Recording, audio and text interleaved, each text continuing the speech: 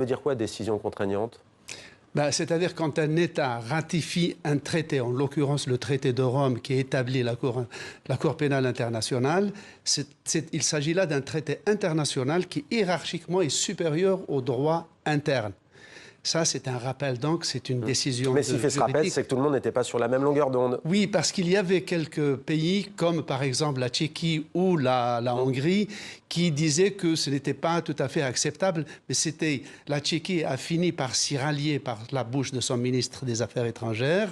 Et la Hongrie a été sermonnée par la Commission européenne, qui leur a rappelé que c'est une décision juridique et que dans un pays démocratique normalement constitué, le pouvoir politique, quelles que soient ses opinions sur ses mandats, ne peut pas interférer dans l'action des magistrats de chaque pays, car ce traité s'adresse aussi aux magistrats de chaque pays. Est-ce que ces mandats de la CPI, Slimane, peuvent avoir des conséquences sur l'accord d'association entre l'Union européenne et Israël? Il s'agit d'un accord commercial.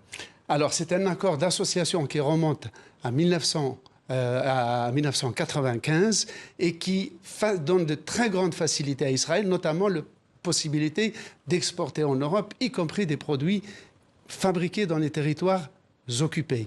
Donc l'article 2 du traité de l'Union européenne dit que l'Union européenne ne peut pas commercer avec un gouvernement qui ne respecte pas un tas de critères, notamment le respect des minorités, la démocratie, le droit des gens, bref, qui ne respecte pas les principes fondamentaux et les valeurs qui fondent l'Union européenne. C'est à ce titre, en vertu de cet article 2, que la Russie a été sanctionnée, que la Birmanie est sanctionnée, que le Soudan et la Libye sont sanctionnés.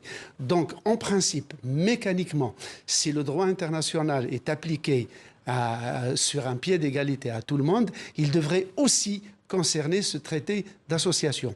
Dans le cas où il ne le serait pas, pour une raison ou pour une autre, ce serait une entorse historique au droit international, ce serait une consécration quasi solennelle du deux poids, deux mesures, et ce serait la plus grande atteinte à l'équanimité du droit international. Merci Slimane pour cet éclairage.